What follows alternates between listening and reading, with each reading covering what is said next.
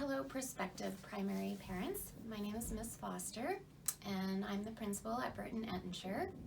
And the purpose of this video is to give you some information about French immersion at our school so that you can decide if that is the right fit for your primary student. Bonjour famille, je m'appelle Madame Kenny. Bienvenue à l'école Burton Ettinger. So we hope that you enjoy all of these videos and the PowerPoint. If you have questions after watching all of these things, you can email myself and I will get back to you as soon as I can. My email address is tfoster@hrce.ca and I will respond as soon as I can. One of the things I need to let you know is if you decide to put your child in French immersion and partway through grade primary or grade 1 or grade 2, you make a family decision to move your child to English. If you're not in our English catchment area, we cannot guarantee that we can accept you as out of area. We're a very large school and our English classes tend to be very large. And in the past, we haven't been able to accept our French immersion students that transfer into English. So we needed to make you aware of that up front. Thank you and welcome to Burton Ettinger. See you next year. Hello, my name is Jennifer Burton and I am the French immersion resource teacher here at Burton Ettinger School.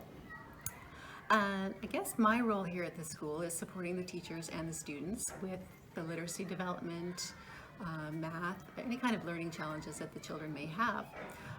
We don't provide direct remediation for children in grade primary, but we do have a school planning team, a teacher support team, and if the classroom teacher is finding that she may need a little bit of guidance or some additional strategies, she can refer children to our teaching support team and we would help her in an indirect way, but we don't offer any pull-out support or in-class daily support in reading, writing in grade primary. That would come starting in grade 1.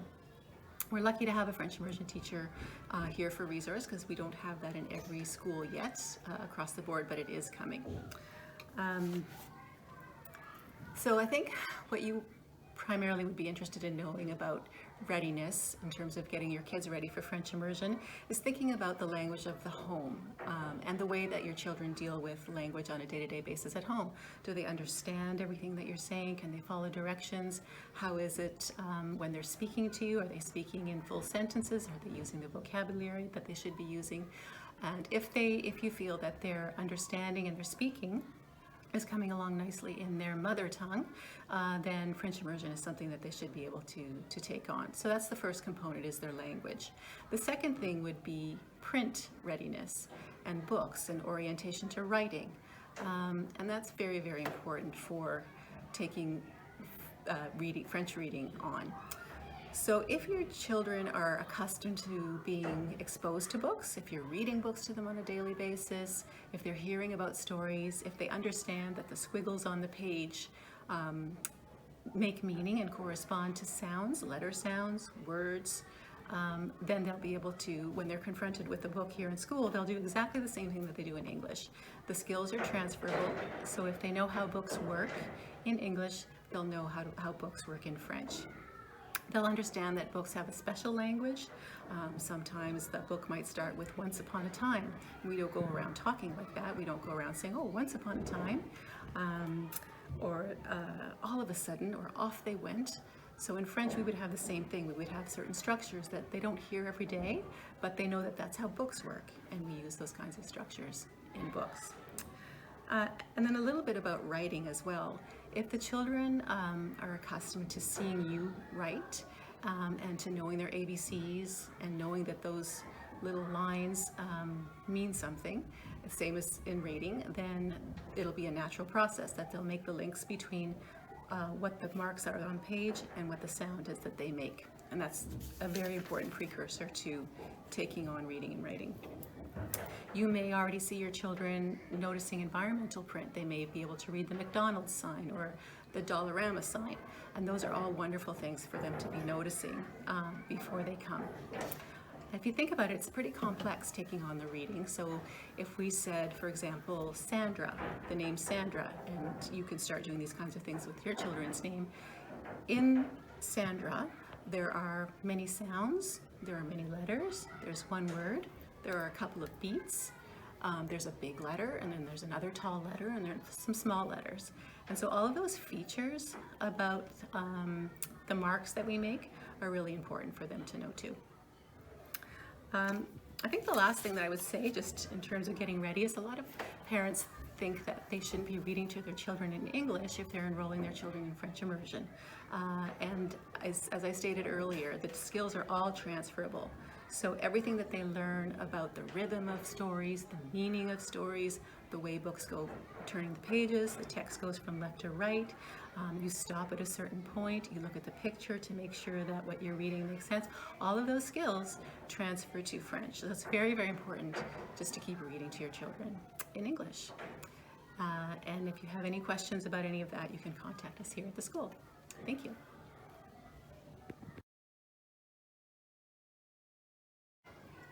Bonjour, my name is Madame Swain and I teach grade primary French immersion at Burton Ettinger School. Today I'm just going to talk to you a little bit about a typical day in the life of a grade primary student. So behind me here I have my visual schedule to show you what it looks like. So in the morning when the students come in, we have what we call a soft start. And that just basically means there are activities on the children's tables. So as soon as they are ready for the day, they can come in and start the activities as we're welcoming the other students and they're getting settled. And then once all the children have arrived, we move on to our morning circle. And in our circle, we really focus on developing oral vocabulary skills. So we do activities like poems and songs. We go around our circle and practice different French vocabulary and French sentences. We might even do activities with puppets, things like that. Then we move into our reader's workshop. And so the reader's workshop follows a three-part model. So we would start off by doing an introduction, a mini lesson where I would teach an explicit reading strategy, and then the students would independently practice that reading strategy. So for example, right now in our class we're practicing tracking each word with our finger underneath the first letter of the word. So I would be modeling that to the children as I'm reading to them, and then they would in turn practice that at their tables with their own books. And then afterward we would have a share time where we would gather back in our circle and the students would share how they use that strategy today.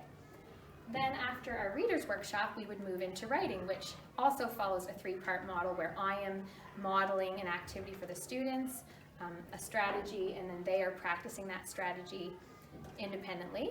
And then afterward, we're having a share time so that they can show their classmates what they did in their writing today. After our after our writing time, we have snack time, and then the students get ready and go outside for recess. And then usually at some point in the day we will have a specialist class, so that could be phys ed or it could be music. Also the children sometimes have library during the week.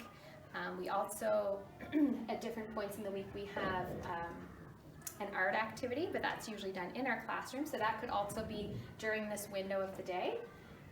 And then for math, we follow a three-part lesson similar to the reader's workshop and the writer's workshop. So we do an introductory lesson or activity, and then the students practice that themselves at their stations or at their table, and then we come back and we have a group share to talk about it. Then for lunchtime, lunch is broken up into two parts. So the students, depending on the schedule and the class, the students might go outside to play first and then come back inside and eat, or vice versa. And so they eat in their classroom with a lunch monitor. And then after lunch, we do another soft entry, similar to what we did in the morning, just to help the students get in and get settled, and give them some time to give them something to do as we welcome all of our friends back into the class. And then in the afternoon, we like to do French literacy centers and math centers.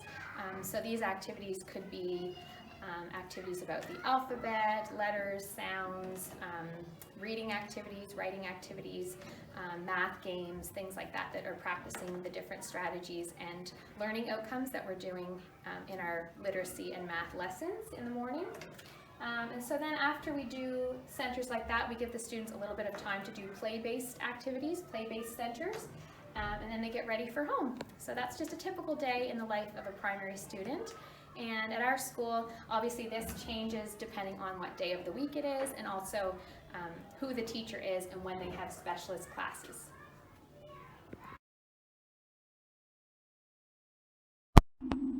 Hi, I'm Kelly Christie. I'm the speech language pathologist at Burton Ettinger School, and I'm happy to be here as part of the French Immersion Introduction Night. As a speech language pathologist, my job in the school is to see kids who are having some difficulty with their speech, language, or literacy. And this can also include things like stuttering, voice disorders, or reading and spelling. So I do get to see a range of students in the school.